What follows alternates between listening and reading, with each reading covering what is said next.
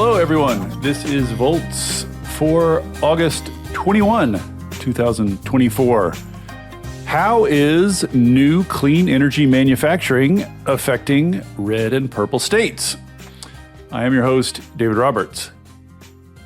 The Biden administration is creating manufacturing jobs precisely in those areas of the country that have been hit hardest by globalization, disinvestment, and the subsequent politics of resentment and reaction.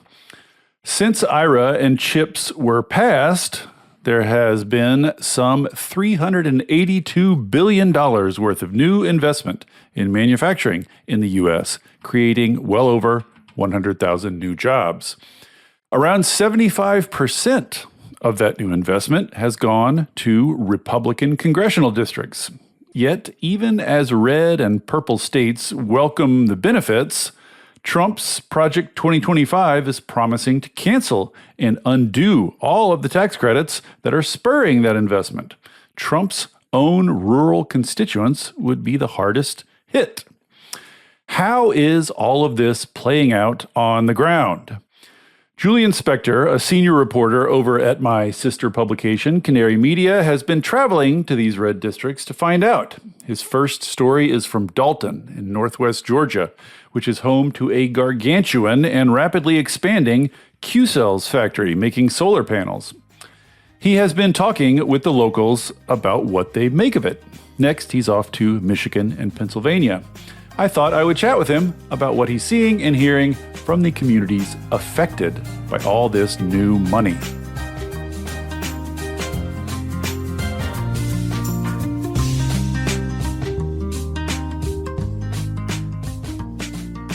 With no further ado, Julian Spector, welcome to Volts. Thanks so much for coming. Yeah, thanks for having me. Love to talk about this stuff. Let's just start. I think, this is Volts. I think most of the audience here knows the basic backstory, but just maybe for people who are coming to this fresh, just tell us what's happening here. What sparked this idea for a trip? What is the broader macro phenomenon that you're looking into here? Yeah, the broader macro phenomenon is just that we're actually starting to manufacture clean energy in the United States in an appreciable way since the passage of the IRA. You've been following this space for years, and 5 years ago, 10 years ago, that just wasn't a conversation.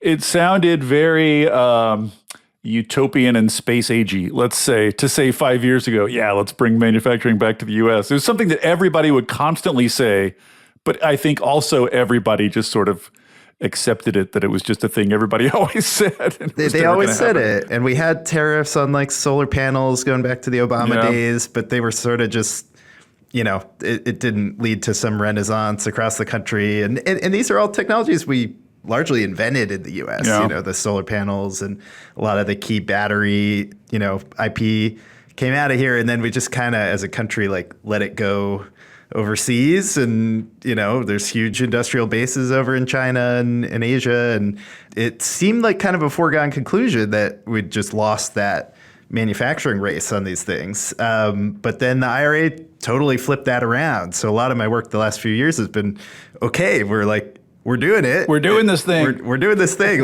What's that like? What's going on? What are the challenges? What are the opportunities?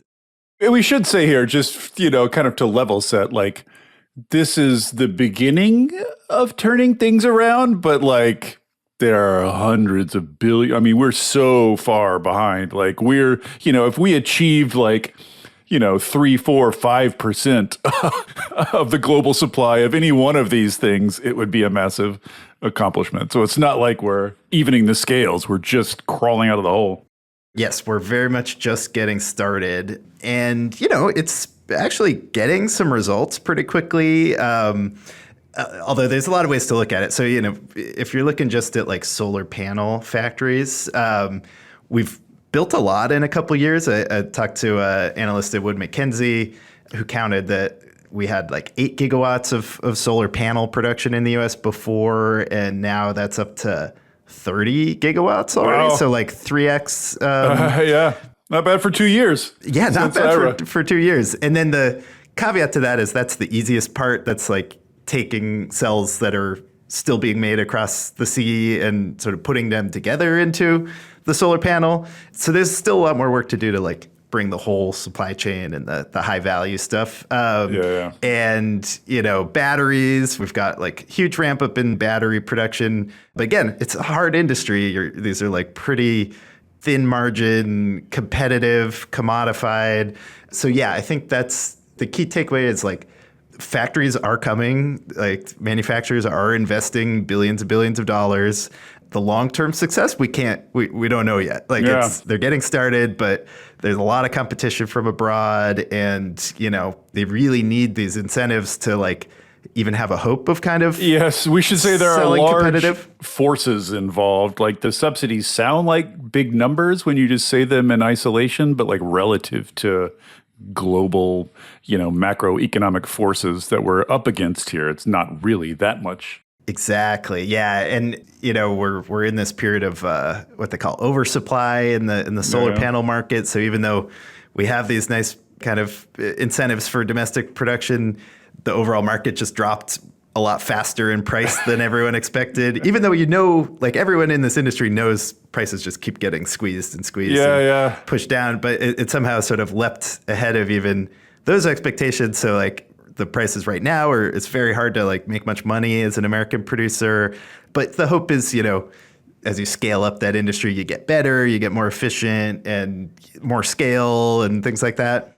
We'll return to this in a minute, but like kind of one of the things going on in the background here is I think everybody knows at this point that the Chinese government is committed to this in a serious long-term, like multi-decadal way.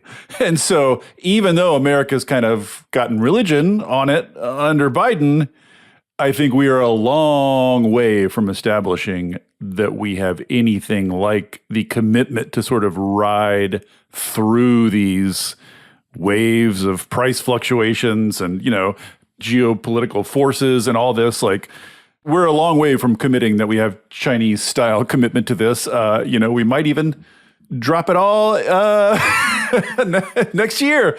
Exactly. Yeah, no, that's such a crucial point because it's China's been doing these super long-term industrial plans and real strategically trying to take over certain industries and just muscle people out. We've had 2 years of strong industrial policy on this.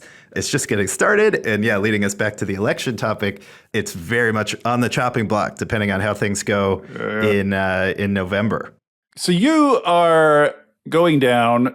This is the task you've set yourself, is to go down and visit some of these areas where this new manufacturing is happening. Tell me sort of like where you've been and where you're going to go.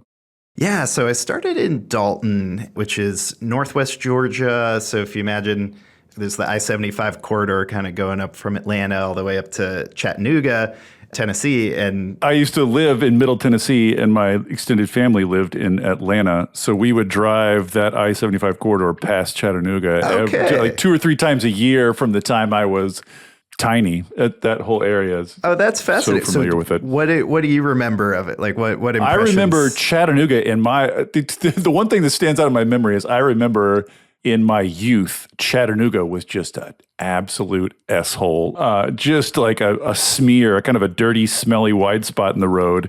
And that place has completely transformed. It is wild to go there now. It's like a cute little, it's like a cute little Seattle. They have their cute little waterfront. Yeah. And mountains and forests. That whole area, there's been a ton of wealth, kind of generally speaking, coming into that area. But yeah. And do you have any memories of Dalton? No. Dalton did not stick in my memory. I'm sure we stopped to pee in Dalton at some point, but no, I do not remember it. But didn't you do, before this current trip you're on, didn't you do a swing through the battery belt too with the same kind of basic mission? That's true, yeah. So that was last year, I think in May.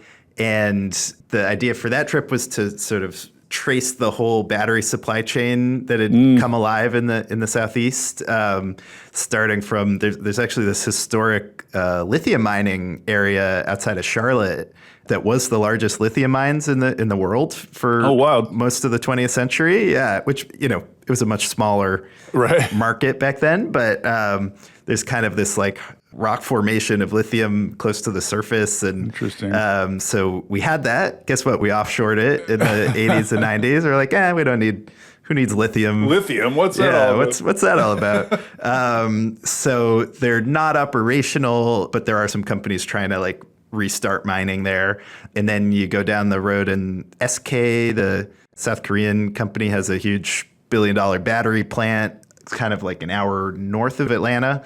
So you get the batteries being made there. Then there's multiple EV factories, but like Volkswagen in Chattanooga, and then BMW in Spartanburg. And then there's a bunch more that have been built across Georgia, like Hyundai and Kia and stuff. So Just by way of background, Georgia is, am I correct in saying that Georgia is the top recipient of tax credit money so far, manufacturing tax credit money? So the stats I've seen are more measuring the private investment in the factories that are prompted by the tax credits. That's what I meant. Yeah, so they've been a top recipient. I think by some counts, Michigan gets more money, but I think Georgia's got the most jobs created. By the tally I see, there's a group, Climate Power, actually just put out a new report about it, and they counted 32,000 jobs for the clean energy factories in Georgia. So I think Michigan has gotten a few more billions of dollars in factories because there's so many like battery and car ones up in Michigan. But yeah, Georgia, Michigan, clearly like the two big winners in terms of. Interesting. That's so politically interesting, which we will return to later. But let's start with Dalton. So like, why Dalton? What's going on in Dalton? And also just tell us like, what the heck is Dalton? What the heck is Dalton? Right. So it was on the side of I-75 that you were driving through. It's a small town dating back to the mid 1800s, and they currently about 34,000 residents. So it's, you might expect from that side kind of like quaint rural community, sort of sparse, but it actually. I know better, Julian, having driven through those places many, many times. I'm guessing it mostly looks like strip malls and like gas stations and O'Charlie's. Well, so it's actually got something different going on because it's the heart of the carpet industry. They call themselves the carpet capital of the world. And that's on, murals and even manhole covers. I think I have seen those billboards. Yeah, so they kind of like developed from this cottage, basically quilting industry in the like 1900 from people, sewing these things in their front porch. And that became this kind of like bustling carpet manufacturing hub where they say it's like 80% of the tufted carpets made in America are like from within a few miles of Dalton. Oh, wow. So it actually has this very cute downtown core, and there's, some wealth being generated there because of this industrial hub that employs tens of thousands of people, actually. Like, so you have like cute historic downtown, and then on the outskirts, these like hulking, enormous factories where people are, extruding yarn, and then the yarn's getting cut up and like glued to the carpet backing. So is the industrial kind of base in Dalton one of the reasons why new manufacturing is targeting Dalton, is going there? Like, is it infrastructure? It's definitely a part of it because in Georgia, a lot of the clean energy factories are greenfield developments. So like trying to find that SK battery factory was very disconcerting because you basically like hop off the freeway and are driving through kind of fields and suddenly there's like a big clearing. Is it on Google Maps yet? It is, yeah. The SK one is this giant like fortress looking building just plopped in a like rural fields just off a freeway somewhere. So it really doesn't feel connected to like a broader landscape. But Dalton has all these factories, and so they have this workforce that's used to manufacturing things. And then they have, a pretty organized local economic development team who got really scared about how concentrated their local economy was in carpets. Because when the recession hit and home building really took a nosedive, no one needs new carpets and new flooring. Right. And so they were actually one of the like unemployment capitals of the country in the immediate aftermath of the Great Recession. Something like a quarter of all the jobs in Dalton disappeared within a couple years of the '08 crash. And so they, downtown became a ghost town. It just familiar. They like lost more jobs than any other metropolitan area in 2012 or something.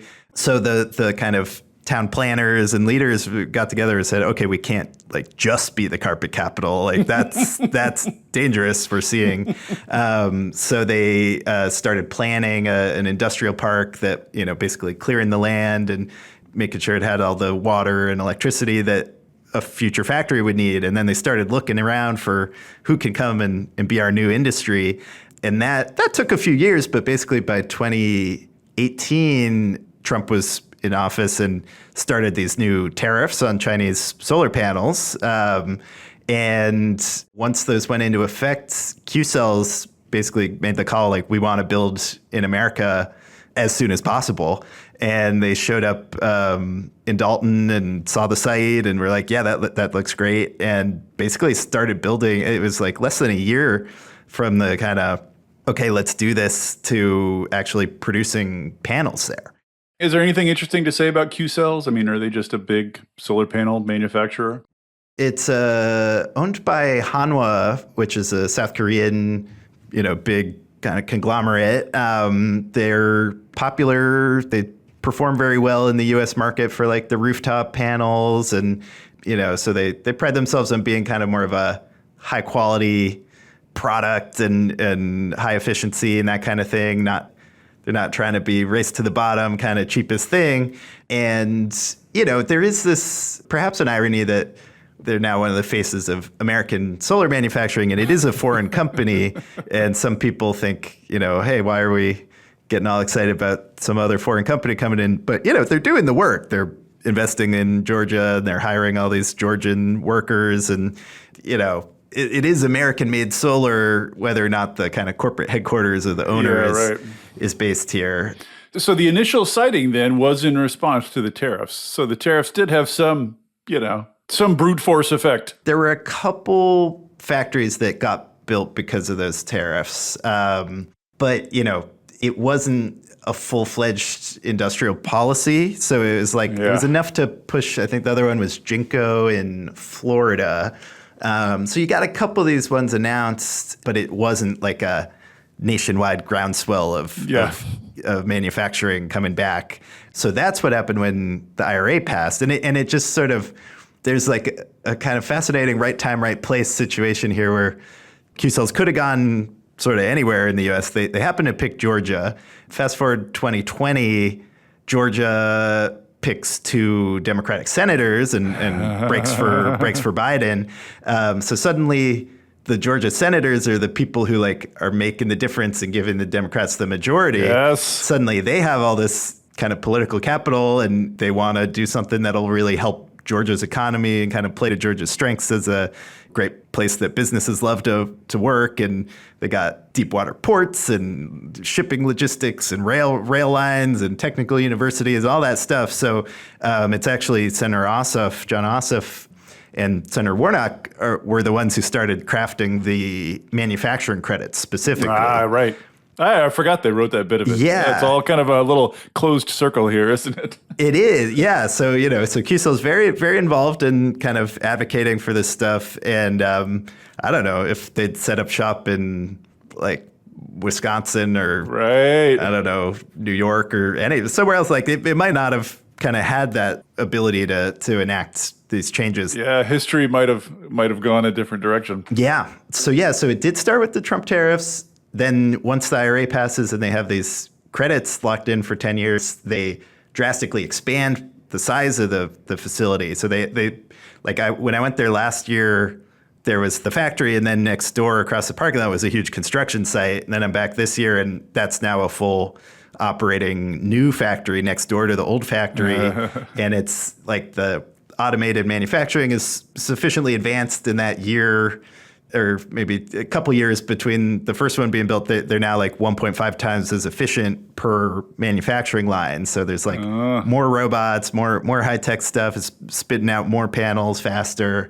And then they also announced a whole new facility down the road in Cartersville that's going to be slicing the silicon wafers and making cells, and then also making more panels. So the Q-Cells facility in Dalton is still taking cells from someone else and assembling panels. Yes. But they're going to start making cells in Cartersville? Yeah, and so that's crucial for the kind of full-fledged onshoring of the whole supply chain. Yeah, because I mean, this is one of the sort of tricky things about all this is that if you have even if you claw back 50% of most stages, but China still owns 99% of one particular stage, they might as well have control over the whole thing, right? Exactly, yeah. You really do have to have at least a little bit of every part of this, or else you don't really have the independence here. Right. So it's like if there's a bottleneck on the silicon, the or kind graphite, of or for batteries, yeah, totally. So that's kind of the backstory, and then basically they're now employing 2,000 people in Dalton. It's drastically exceeded all the kind of promises that they made to the local economic development team. Because there's also a long history of factories taking all these tax credits and promising to change everyone's lives and then not. Right. Yes. But yeah, no, I was talking with the local economic development team there, and they said Q-Cells originally said, hey, well, we promised to invest $130 million and hire 525 people in our first 5 years. But they actually checked off those boxes in 3 months. And now there's, 4 times as many people employed there as they initially envisioned. So presumably, I mean, one might think that everyone would be happy about this. So what I'm so fascinated to find out, when you talked to people in Dalton, how are they processing this? It can't be that they all know it's happening, right? I mean, it's sufficient scale that it's certainly the whole town knows what's going on, right? Definitely, yeah. And it's kind of like the new kid on the block as far as large industrial employers. So for this trip, I wanted to spend some quality time in town because on the previous tour, it's we sort of sped in. I actually did visit the factory, but it was driving up from Atlanta and running through the factory tour, and then got to get back on the freeway, get out, so you really couldn't get a feel for the location just kind of zooming in and out like that. So I spent a week there. Did you go to diners, Julian? Did you visit the diners? I did go to diners. Yes! Yeah, the diner has, you could get an egg and grits and biscuit breakfast for $3.65. Man, that takes me back. Yeah, it was right across from the little new boutique hotel that just opened up in downtown, and it's actually the same owner developed the hotel and has been running this diner with his wife, and then has a brewery down the block, and so there's is a local state getting a microbrewery legislator. Oh, they've got a few microbreweries. You're coming up. Yeah. Oh no, it's a. I had a great time. It was I was staying right in town and kind of walking around. You got several different cafes with some very luscious baked goods in the morning. Oh yeah. There's an excellent cocktail bar that's in this kind of cool, I think, Art Deco building. Well, I'm so curious what people think and say. Oh yes, sorry. That was besides the travelogue. On the one hand, it's from a sort of the town's perspective. Town sort of economic perspective is just all to the good, but you can imagine all kinds of things that might rub people the wrong way. So what did you hear? Yeah, so I spent the week kind of just asking around everyone I met, you hear about Q-Cells, you know what that is? And people know what it is.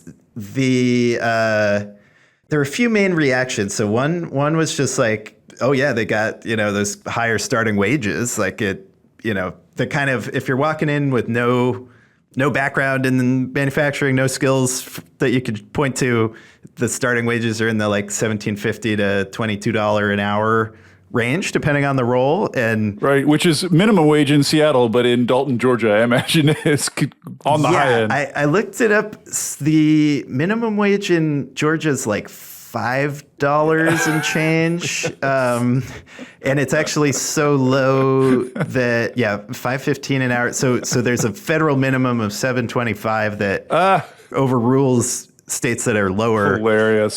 So we're talking about, if you spread that out to a year of work, it's, in the like 30,000 a year range, higher kind of mid 30,000s or 40,000 or, so it's not like a huge amount of money, but compared to where the minimum wage is at and kind of, if you're in a place where the diner breakfast is $3.50. Yeah. Are you in a position to compare those with the carpet jobs, like the other kinds of manufacturing jobs? Yeah. Well, that was what the local like economic development leader told me is like they pushed up the wages at all the carpet factories because interesting. The starting wages were sufficiently higher that they were just, attracting all the workers who would have gone to the carpets, lacking a solar factory there. And so the carpet factories had to like start pushing up their wages to keep pace with that. And, he was kind of like, yeah, so I think, maybe the carpet factories didn't love that, but we were pretty happy. It's sharing the wealth. Everyone's making a bit more money in town and then spending more money in town. Exactly. It's not just the manufacturing businesses, right? It's like everybody's got more money. And so every other business gets a little bit. And then those are just the starting wages, but they made a big point of, they like to encourage on-the-job learning. And there's all sorts of technical skills because you're dealing with these robots and automated things.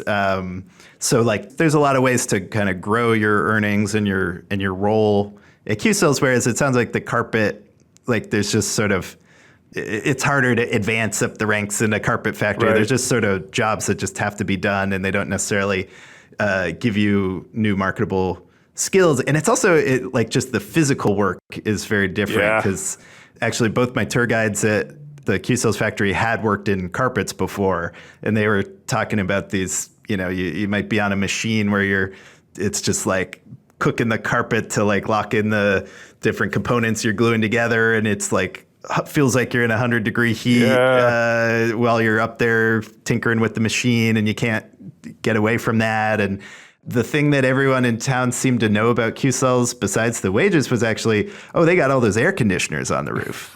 That's that one with all the air conditioners on the roof. And I was like, I mean, I guess so. I hadn't focused on that because that's just sort of the building has air conditioning. But it turned out it's because it's a very comfortable, cool room to be in if you're at Q-Cells. Right. And it's mostly robots, I'm guessing. It's like mostly what you're doing is managing robots. I mean, is that roughly accurate? And so that's the other part of the sort of physical comfort of it is all the like heavy lifting and the really physical work has been shifted onto the robots. And so the human role is, and I don't normally use the word human to describe just workers, but in this case, it's like to distinguish the robot workers and the human workers. Like the human jobs are really tending to the robots, and if they get confused or there's some sort of error, like an alert goes off and they go and troubleshoot. And, I thought that might be sort of, I don't know, like maybe you feel like you're having your value sort of replaced by these machines and stuff. But actually they were like, it's really nice to not have to like strain my back or my knees and like what? They're not besotted by the nobility of manual labor? Yeah. The people actually doing the manual labor are not into the nobility of manual labor? Yeah, no, they seem pretty enthusiastic about the robots. And they're still employing a lot of people because there's 2,000 people there. So it's kind of like they seem to have found a way to, use a lot of robots in a way that still supports a large human workforce. Sounds so strange to say. But, get used to it, they're buddy. more productive. They're more productive. So it's like the extra productivity supports hiring more people. And then they're doing higher value work, too. So it gets paid more and stuff. Because I'm thinking about all the different ways theoretically that a foreign manufacturer coming into a town could step on toes. It sounds like Q-Cells has more or less avoided that. People are more or less happy. They're more or less good jobs. They're more or less good job conditions. Is everybody more or less on board? Did you hear any sour notes? I think an important part is like they did invest in the local workforce. So like one of the main people I talked to for the story is Lisa Nash, who's the general manager, and she's born and raised in Northwest Georgia, grew up in Cartersville down the road. And she talked about growing up there. Her family was in manufacturing, but they kept warning her, like, don't do it. Don't, whatever you do, get out of here. Go to college. Don't get stuck in manufacturing. This is like my parents in higher education. Oh, they were like, don't do this. Don't do this. Okay, yeah. So, and I actually heard that sentiment like from basically everyone I talked to who kind of like later on in their the middle-aged and above folks in the area seemed to really have grown up with this sense of like, it's not the like nostalgic glorified vision of American manufacturing. It's like, it's sweaty. It's kind of low wage. It doesn't really go anywhere. Like, you know, it's the only option we got up here. Right. And there used to be sort of more factories, but the region was going through that classic like decline of offshoring. And then the jobs that were left were the ones that were cheap enough that they could kind of, you know, it wasn't worth shutting it down and moving to some other country. You know, so there's this whole community there who grew up sort of like feeling a bit of shame around the manufacturing and that it wasn't kind of like the pathway to a fully fulfilling life and everything. And the folks at Q-Cells are really trying to reset that and say, okay, this isn't your parents and grandparents manufacturing. Like, it's clean, it smells fine, you know, it's like air conditioned, there's robots, like good wages. Yeah, and a big part is kids can stay in like kids can graduate high school and be like, okay, I don't have to, you know, leave necessarily. I could just go down the road and start working there. Totally. Yeah. This is why I'd love for you to like go back in like 5 years or whatever, because a lot of these effects are going to play out over longer timescales. Like, and this is the notorious thing that people in these towns hate more than anything else. It's just all their young people leave, right? Because all the young people leave to go find opportunities. And so like the idea that you could build a decent middle-class life in place is really a huge thing, but it's like hard to, you know, it's hard to get your head around it when it's so early in the game. Yeah, and I chose Dalton specifically because it's further along in the game, because it got that head start back in the Trump years. So that is one of the tricky things to pin down with the IRA today is like many of the really transformative projects haven't broken ground yet. And this is frustrating for me trying to plan a reporting trip where I'm calling up these factories and they're like, oh, we don't exist yet. Like we haven't started digging anything. And I'm like, well, how can I go and do the on the ground reporting then? I know. There's so many reporters who want so badly to report the story out, but the story itself is very big and slow moving and kind of glacial. It's hard to grab a piece of it. Yeah, exactly. So it's like Dalton is special because it's like they fast forwarded a few years and they're starting to actually see the benefits of an entrenched, you know, like once the factory is a fully up and running kind of part of the community. Because, yeah, they've had it for, I guess, 5 years now. And that, you know, you start feeling the difference from that. What about, and I'm thinking about this about the Georgia manufacturing thing generally, these are good jobs, they pay well, and the conditions are good. What about unionization? Is there any such thing in Georgia? Did you speak the word in Dalton? Did you hear the word? I did speak the word, but there was not much to go off of there in terms of, definitely, you know, this is sort of part and parcel with Georgia being considered, you know, a great landscape to do business in is, not a strong union state. Yeah. And this is why I'm excited to go to Michigan very soon. It's like, those are kind of like the yin and the yang of this EV build out as you got Michigan with home of UAW and all the strong labor history there. And then Georgia's where all the, you know, not all the other, but like the center of gravity for EV manufacturing outside of Michigan is very much Georgia, where they're very much going there because they don't have to deal with that. Well, what about the IRA tax credits? There's an extra level that you get if you have work plans and use union labor and all this. Like there's a whole set of incentives in IRA that's meant to nudge employers toward unionized jobs. I'm guessing that just like those are just not big enough to overcome the other considerations about cheap labor and cheap everything else. Yeah, I need to, you know, do the disclaimer of not being a tax attorney, but I think those benefits show up on the project development side. So it's like if you're building a solar farm in the desert or wherever, you get the adder for. Oh, you don't have those on the manufacturing credits? I don't think they apply on the manufacturing side. I mean, because we know Q-Cells is getting them. So yeah, no, I think it's specifically if that's the investment tax credit for when you're installing this stuff, and it's to get the full 30%.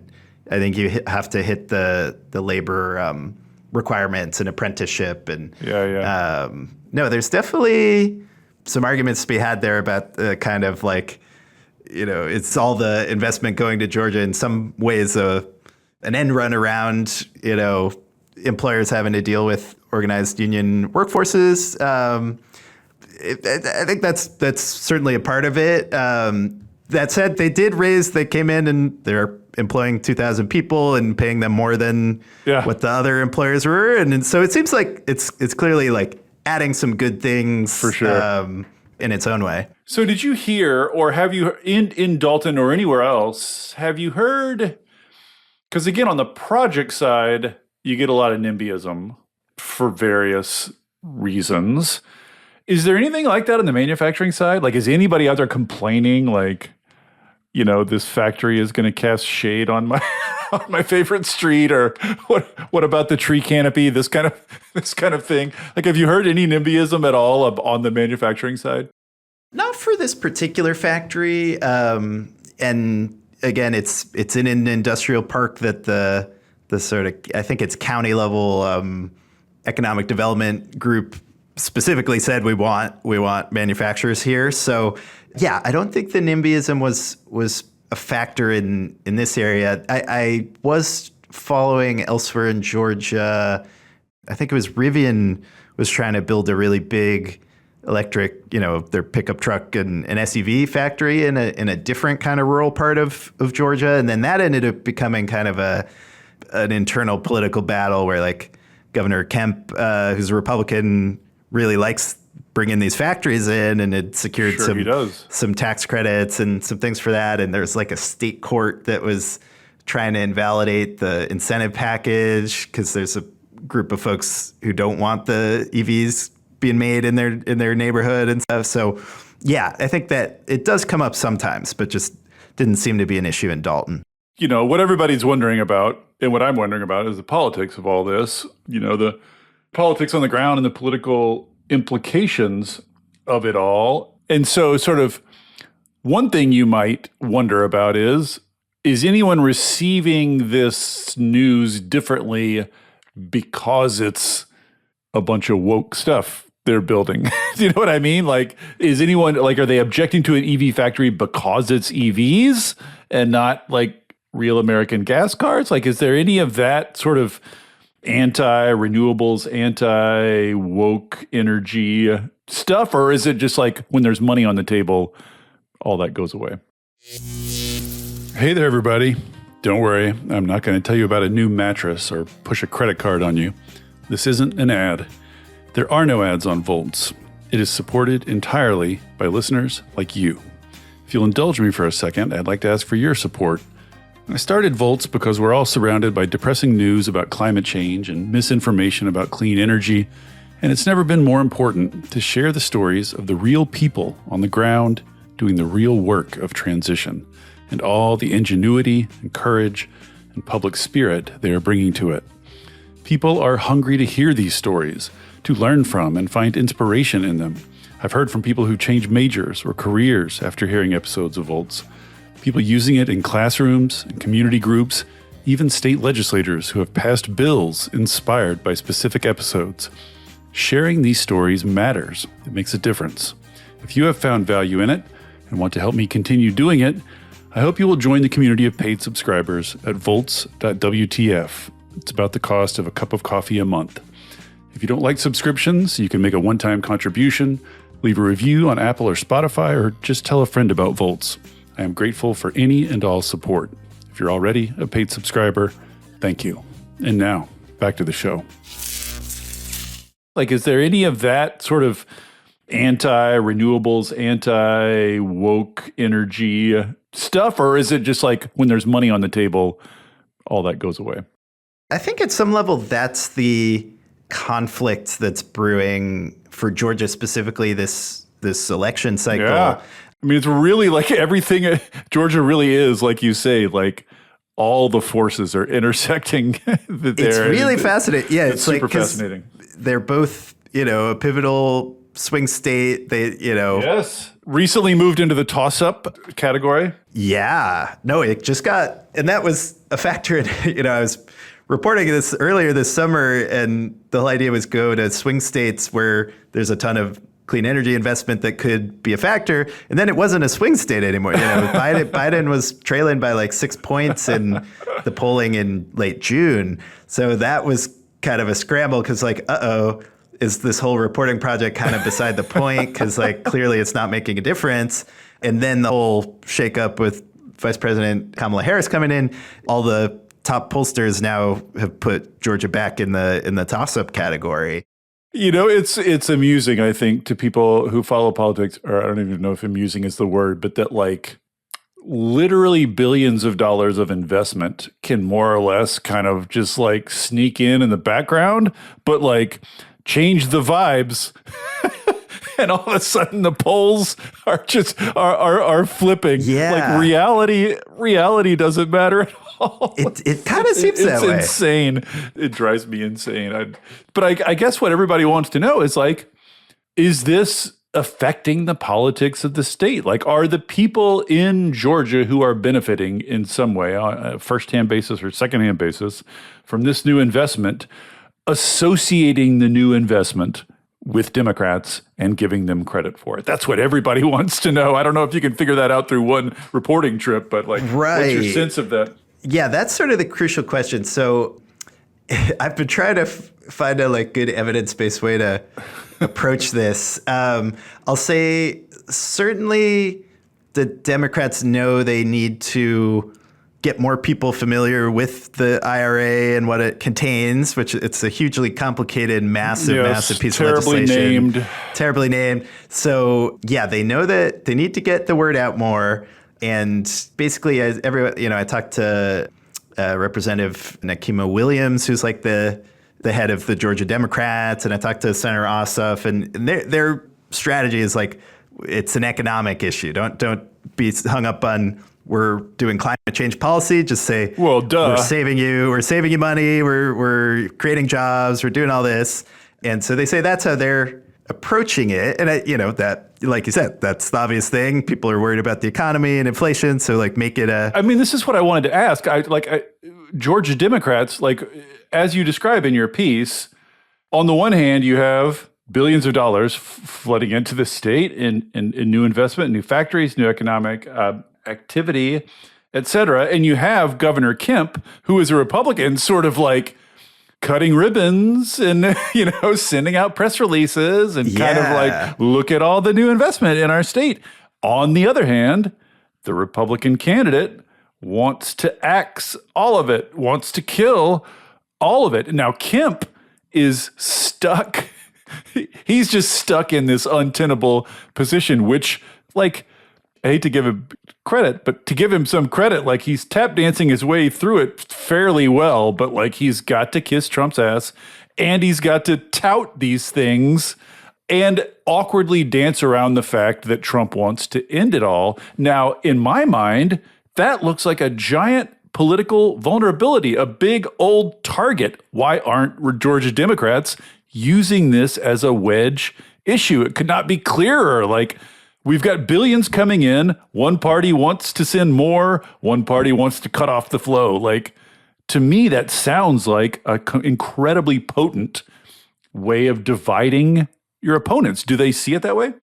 Yeah. So there's definitely a clear division there. And I think the added irony is a lot of Trump's, at least messaging now, is also about bringing back manufacturing jobs. His speech at the RNC was we're going to make things in America. We're going to, lift up our workers and our middle class by forcing companies to build things here if they want to sell it here.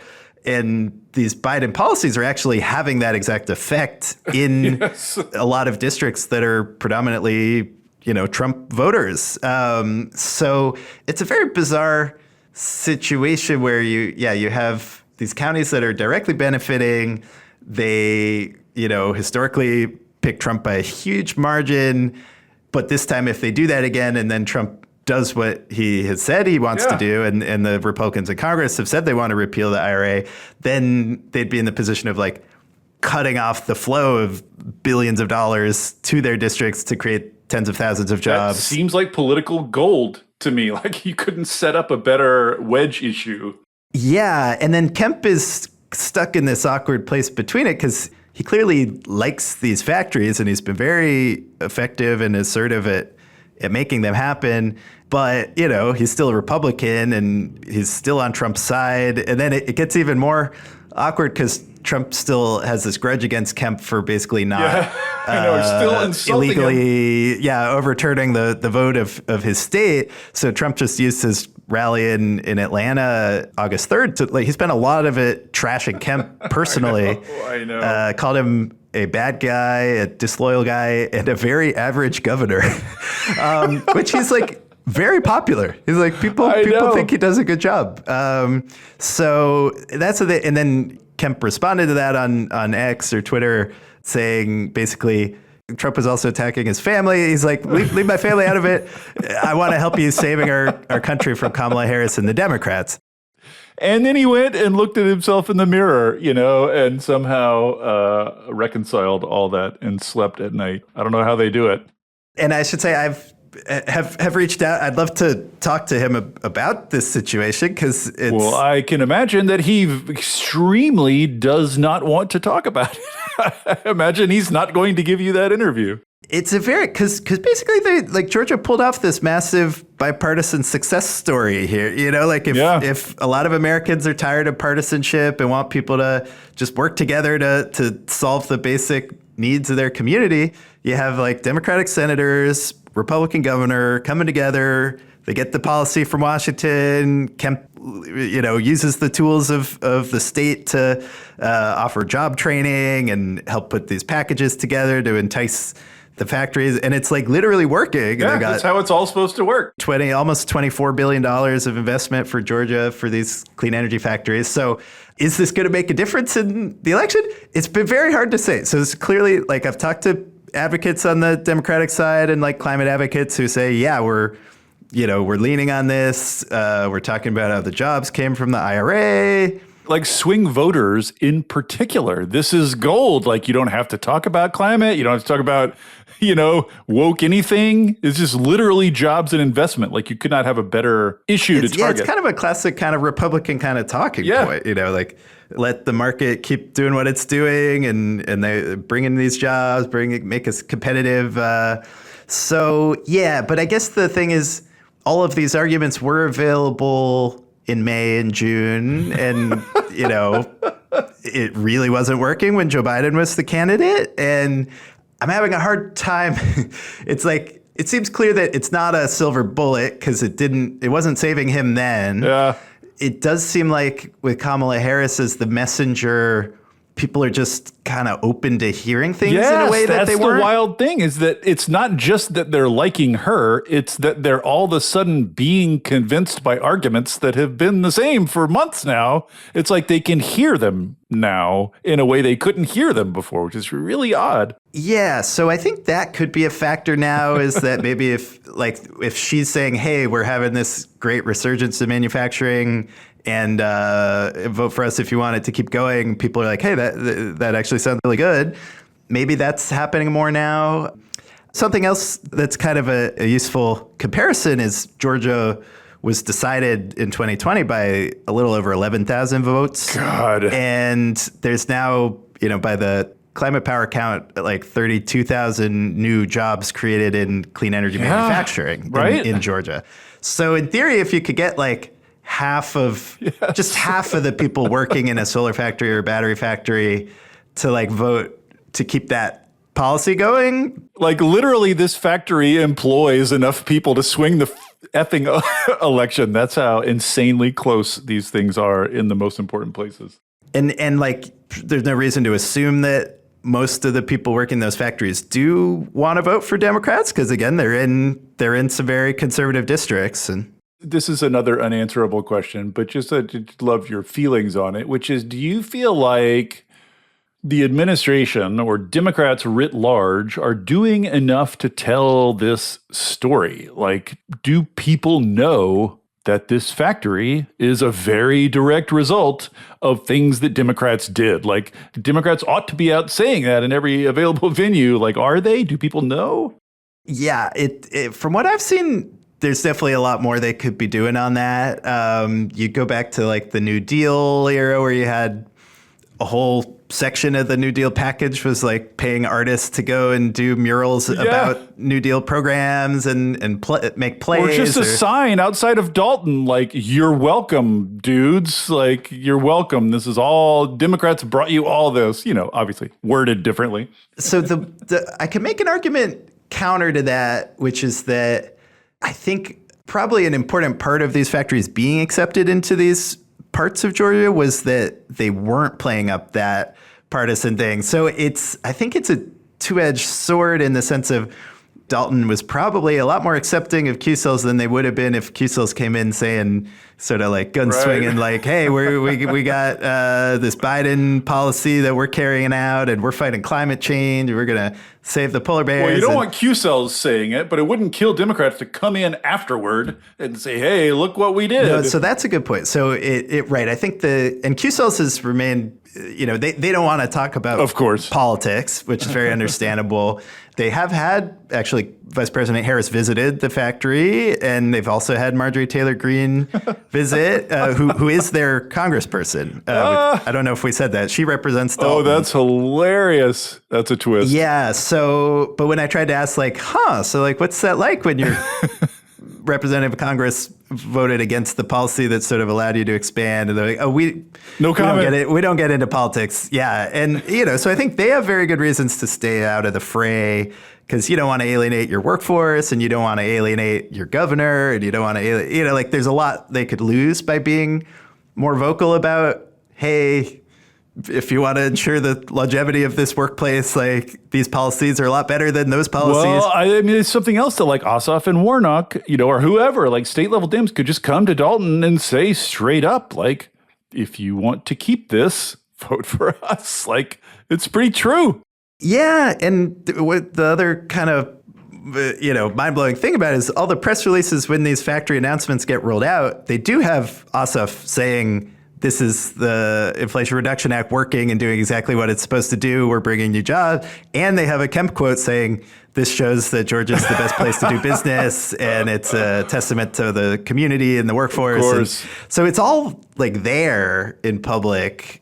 Well, as we know, the public is not necessarily, doesn't necessarily pick up on these things. You kind of have to yell it in their face 5,000 times in a row for them to pick up on things. It does seem that way. And certainly Trump is very good at taking credit for things repeatedly, whether or not there's an accurate historical argument to be made that it was his thing to take credit for. But it does seem like just repeating that enough times with confidence can go a long way with making people think you did a thing.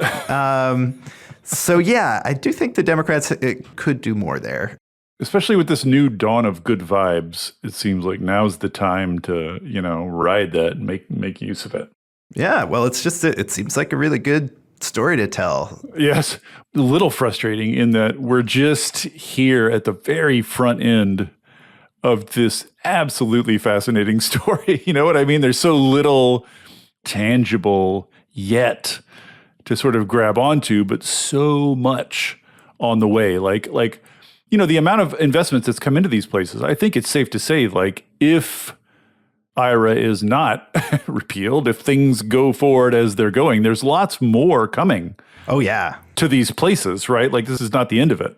Oh, yeah. No, this is just the very beginning. And, I talked a lot about Dalton, but it's really all over Georgia. Like, there's a new solar recycling plant from the company Solar Cycle that's going to a place called Cedartown, and that's kind of an hour's drive from Dalton, much smaller town, and it's never had a big factory like that. So now they're going to have like 500 whole different thing jobs there. Yeah, so it's like this sort of transformative thing. It's touching a lot of places already, but it's going to touch many, many more if it's allowed to continue. And then there's all these kind of permutations that are hard to anticipate of, like, you get the first factory that brings the second factory, then you need suppliers and logistics companies that show up to transport the goods, and then you got housing for all the workers. Right, and at a certain point, you have enough concentrated wealth in one place, you get a city. And we know what happens politically when you have a city, right? Like, cities equal blue. Yeah, I don't know if there's like a threshold of like how big the city needs to be to start. I know. I'm so excited to find out. Well, I would like to find out. I mean, either way, honestly, whoever wins in November, it's going to be a fascinating political experiment. Either when it continues going forward, like I'd love to just see what happens when all this has time to play out, 3 or 4 more years, more factories, more wealth, more this and that. But also, like, as horrible as it will be, it would also be kind of fascinating to see how Trump in a new Republican administration tries to navigate taking these things away from people. So we should probably, I'll at least float the possibility that we don't know for sure if they would follow through on the threat to rip it up entirely. And it's like, you can't, they've promised to take things away, such as like constitutional right to an abortion, and they did succeed in taking that away. So you can't really just like assume they won't do the thing that he's promised to do. But then I'm reminded of like the long-running promise to repeal Obamacare, which was kind of a key organizing tool for Republican candidates for about a decade. And then they had the power to do it. They had majorities and they didn't do it. And then it kind of disappeared and no one talks about that anymore. So it is possible that if they had the votes to repeal it and then, they start hearing from folks on the ground in Georgia and from, I don't know if Kemp has the kind of sway with Trump, given the personal dynamic, but, maybe the people in Congress. Well, I mean, I think the way to put it is all normal, mortal political incentives would lead them to preserve these things, right? Because they're doing very good things for their constituents. Right. And the constituents like it and they can take credit for it. Like any sane, rational assessment of the political incentives would have them preserve that. But you don't want to go out of your way to make life worse for specifically your supporters. As we know, generally. But we also know that Trump is not a rational person, is not rationally assessing political incentives, and that the whole party has kind of been taken over by a weird mob mentality thing and is acting very irrationally in lots of ways. So how did the sort of rational political incentives weigh against the sort of larger irrational, id of the party these days? I don't know. And another way of framing that might be it's a test case for this sort of new populism. Got a lot of chatter when J.D. Vance was picked, and there was all this coverage of, they're populist now. And, this would be a chance to show if you're actually interested in making manufacturing come back to America. Because clearly, like, tariffs are, the manufacturers will say they want the tariffs. Like, they're very pro tariffs as a kind of buffer, but it's clearly not enough because we had tariffs for many years without a thriving solar manufacturing scene. And it turns out proactive industrial policy to get the outcome you want is useful here. Well, it's all fascinating, utterly terrifying. I hope we don't have to find out how they would respond to those incentives. But anyway, this will be so fun to follow in years to come. Maybe we'll have you back after a few more reporting trips and see how things are shaping up. Oh, I'd love to get back to Dalton and, a few more of those cocktails at the little local bar, a few more of the breakfast platters. You'll be able to get avocado toast by the time you go back. That would be a certain, like an economic metric of some form of success, I suppose. Awesome. All right. Thanks so much, Julian. Yeah, no, this was great fun. Thanks for having me. Thank you for listening to Volts. It takes a village to make this podcast work. Shout out especially to my super producer, Kyle McDonald, who makes my guests and I sound smart every week. And it is all supported entirely by listeners like you. So if you value conversations like this, please consider joining our community of paid subscribers at volts.wtf. or leaving a nice review, or telling a friend about Volts, or all three. Thanks so much, and I'll see you next time.